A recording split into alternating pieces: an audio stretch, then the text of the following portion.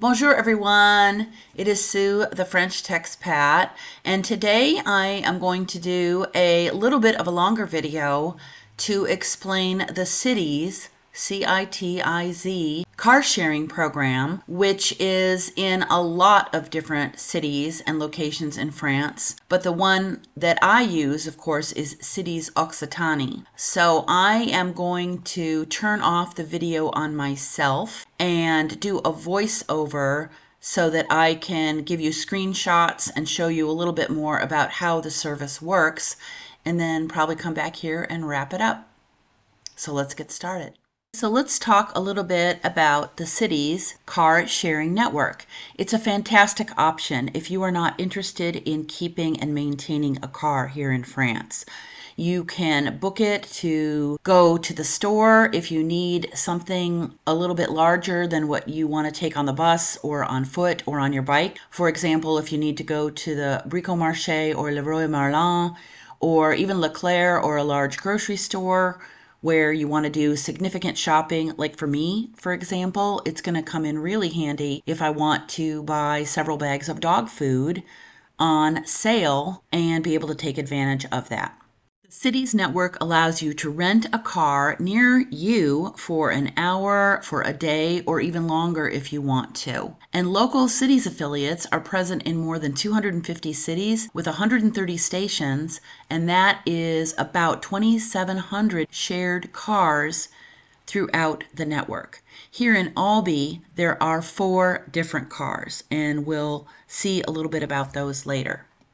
Where I live, there are 2 different modes of reserving the vehicle. There's one where you can reserve the vehicle and you need to bring it back to the exact same place where you picked it up. Or in the Toulouse area, you also have the option to pick up and drop off at different places if you need to.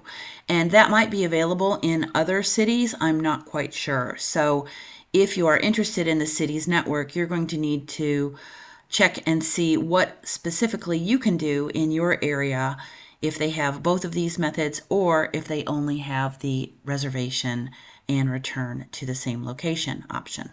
One feature that is also important to note ahead of time before we get into the specifics of how to use the service is that everything is included. 24/7 support. You do not pay for any gasoline, or if you're renting an electric vehicle, you don't pay for any charging on your own, and all insurance is included. Now, in the fine print, there are different insurance options. Someone can choose to take less of a deductible if there's a major incident, or you can take the standard, and it's really just up to the individual person.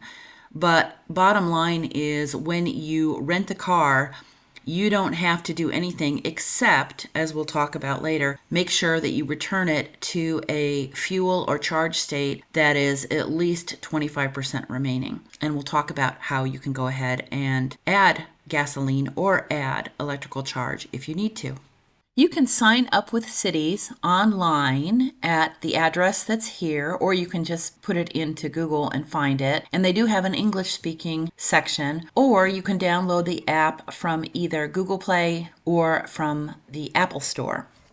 Once you decide to download the app, I recommend going ahead and creating an account and opening it up and looking around. You can't do a lot of things until you actually have gone through the sign-up process. And you can do that online, and I think you can also do it through the app. And there are a series of processes that you have to go through to sign a contract and to specify what type of insurance coverage that you want for your contract. There is, at least right now, a €40 annual subscription rate to be part of the service. And once you have completed that information and also uploaded a copy of your driving license, and they also needed identification.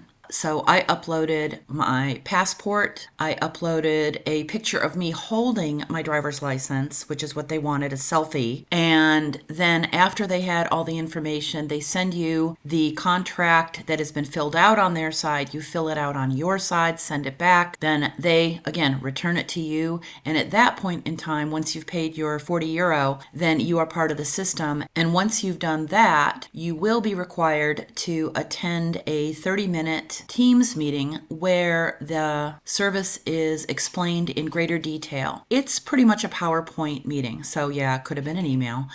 And they do send you the PowerPoint after the presentation relatively quickly. Now, while I was in the meeting, I did use Google Lens to watch the presentation on my laptop so that I could go through page by page with them. But even if you have relatively minimal French, an A2 level, I would say, it's pretty easy to understand. And if not, of course, Google Lens is really good. I also punched the PowerPoint into Google Translate, so I have an English copy of that. So if anybody is interested in having an English copy of their presentation, please go ahead and direct email me through my email address, which is located in the description section for my channel.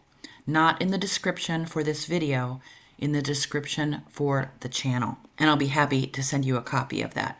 Again, it's so straightforward, and it pretty much follows exactly the steps that are in the app, and we'll go through those as well. Now, before we go through the app steps, know that there is a YouTube video, both in French and in English, that goes through the exact same information that is in these PowerPoints. And I will put the link to both of those videos, the French version and the English version in YouTube, in the description for this video. Okay, so now let's go and look into the app itself, and you can see how easy it is to find what you need and to make a reservation, to look up past reservations, and figure out if there are cars available for when you need them. So the first thing you do is you open the app, and it opens to the reservation page, and you input the information here that you want. For example, what date and what time specifically that you want it for. One of the things I really like about it is that, again, you can do it just for an hour or you can do it for multiples of hours. The first time that I used this, which is the only time so far, I was able to book it from 2 p.m. until 9 p.m. to give myself a little bit of some wiggle room to drive Pippi to the neighboring town where her orthopedic surgeon is. And I was able to deliver the car early, and I didn't get charged for the original time. I delivered it 45 minutes early, and they decreased the estimated cost of my rental by that same amount of time. So that is also a nice bonus, that you don't get stuck paying for time that you're not actually using. So as you can see here, you're going to put in when you want the vehicle, where you want it, and the default is my residence, which basically means your home city. And you'll see that when I show a screenshot later on, what that looks like. And you can either then look by a list, or you can look on the map to see where cars are closest to you. Now, in a larger town, there might be many different areas where cars are stationed. As you'll see, in my town, there are 2 areas where cars are stationed. There are 2 vehicles that are stationed in the hypercenter or close to it, and 2 vehicles that are positioned at the train station, which makes a lot of sense. So once you've put in your parameters, you hit the research button, and then vehicles that are available are going to come up, and you'll be able to see the different types that are available to you. Now I'm using the list function first, and then we'll look at the map function. And as you can see, at the time that I took these screenshots, there are only 2 of the 4 vehicles that are stationed here in Albi that are available. You can see that one of them will be available later today, and the other vehicle will not be available until Saturday. So that helps you with your planning. Now, if I switch over to the map view, you can see the red dot is where I live, and then the two blue or turquoise dots are where the vehicles are typically stationed in Albee. Two of them are in one location, two of them are stationed at the other location. And right now, because there are at least one vehicle open at each of these places, the pin for those two locations shows blue. If none of the vehicles were available at a given location, or all four vehicles were being used right now, then it would show up as that golden color, and that would immediately let you know that at this point in time, there are no vehicles to be had. You also have the capability to click the filter button, and you can pick exactly what you need for your purpose. For example, small, medium, large, or an extra large vehicle. You can look to see how far away a vehicle might be. Now, in a town like mine, Albee, there is nothing closer than what is downtown Albee. If I wanted to get a vehicle and there was none of the four in Albee were available, I would have to go to a neighboring town. I don't know if I'd have to go as far as Toulouse. I haven't checked that out, but I would definitely have to go to a different city, probably Castres. You can also plug in options if you want a regular ICE or thermal engine, if you want an electric vehicle or a hybrid. You can put in an automatic or manual transmission, and you can also, again, if you need to have a certain number of seats for a group of people, then you can put in that. And you can also put in if you want a premium vehicle, if you want a utility vehicle. I'm not quite sure what TPMR is, but it gives you that option to put these things in. Now again, in my town, Albee, there are 4 different vehicles that are available.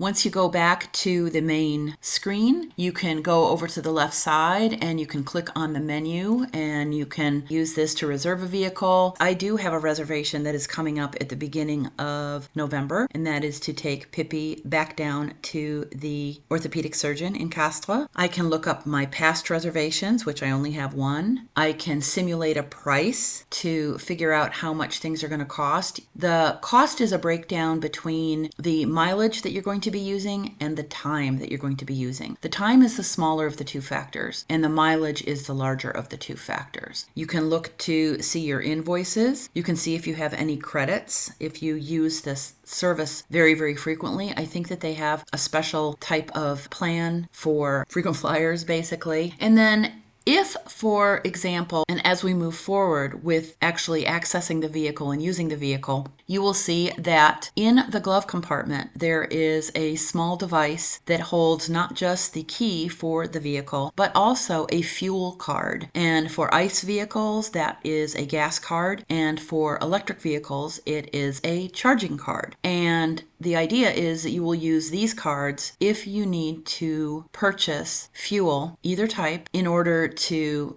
go about your business using the vehicle, or at the end of your reservation, if you see that the vehicle has less than 25% of fuel or 25% charge, you are requested to go ahead and top it up, if you will. And if you forget and use your own card. For example, I know somebody who did do that, and it was a very easy process. He just uploaded a screenshot of his fuel receipt, and he was reimbursed within an hour or two at the very latest. He said he couldn't believe how quickly he got reimbursed for the gasoline that he put into the car. So that's pretty awesome to think that they are that on top of things.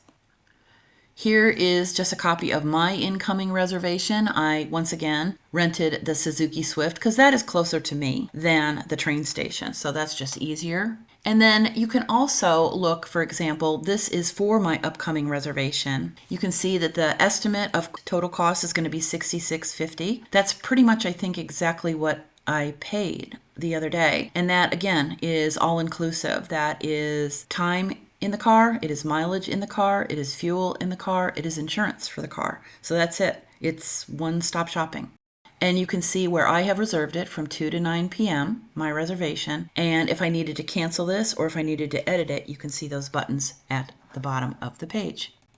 Okay, so now you have accessed your reservation and it's time to get in the car and go. So you head to the location where your vehicle is stationed, and you follow the steps to open the car. First, you have the city's application open on your smartphone. Second, you go to your reservation and you click on the Start button. That will automatically pull up a screen with a padlock icon at the bottom, and you will hold that down until it opens the car.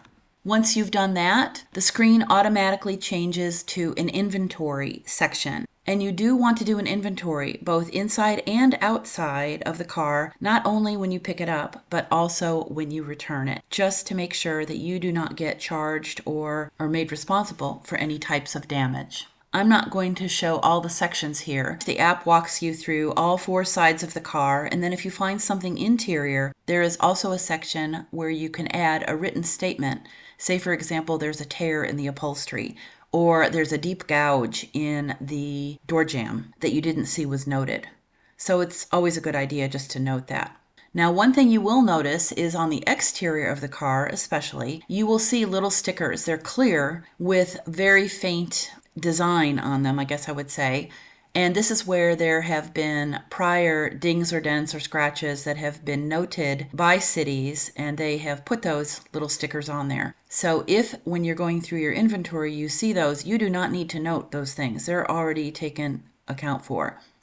But if you see an area, like I did on my car, on the rim of the wheel well, that had a new scratch on it, then I uploaded that information so that they would be able to take note of it, and that it was not something I created, but that somebody before me had that happen when they were using the car. Once you've done the inventory for dings and dents, then you want to also check the car for cleanliness. And there's a section that walks you through that too. It's kind of cute. It has little different smiley face or frowny face icons to indicate what the car looked like. Once you've done that, you open the glove box, and there is an electronic type of device that has the key fob for your vehicle, and it also has a slot for a credit card. And that is either the gas card, which is called a Moon card, or it has a charge card, and that is from the Charge Map network. So depending on if you have an ICE car or if you have an electric vehicle, you will use one or the other of those to refuel the vehicle as needed when you're driving it, or at the end of your rental to make sure it has that 25% of use capacity for energy. Now, if you do find that you are running late and you need more time, there is a section in the app in your reservation where you can extend the time by 15 minutes. And I think you can probably extend it in intervals of 15 minutes. I did not need to do that, so I don't know exactly how that works. Now, I would assume that if somebody was renting the car immediately after your rental period, that window would not be open. You would probably have to return it at that time. But just keep in mind that there is that option if you do need to have a little bit more time for your reservation. Once you bring the car back, you pretty much do everything in reverse. You make sure that you do an inventory, make sure that you haven't forgotten anything in the car or in the trunk or the glove box or behind the visors, that you've turned off any interior lights, and then you put the key fob back in the glove compartment along with the fuel card. I didn't need to use the fuel card, so I just never touched it. It was just in there the whole time. And then you get out of the car, lock the car, and then you go back to the app, and you will see another icon to press that locks the car, very similar to unlocking the car, and then you are done. And I'm back. So hopefully this gave you some good information about looking into cities to see if it might fit your needs. Again, I am on a tight budget, and I'm excited to use CITIZ because it adds to my existing transportation options. Number 1 by foot, number 2 by bike, number 3 by bus, number 4 by train, number 5 by renting a car if I absolutely need to do so through Eurocar or Hertz or whomever. But I like the CITIZ option for something that can be last where I need the car space or even to plan ahead of time. It's incredibly well priced and it's easy for me to get to. Again, they have so many different cities and so many different types of vehicles in many cities, so I definitely urge you to check it out. And with that, it's a wrap and I wish you all a bonne journée. Take care of yourself. Hope to see you again soon. Thank you for being along for the ride, and au revoir.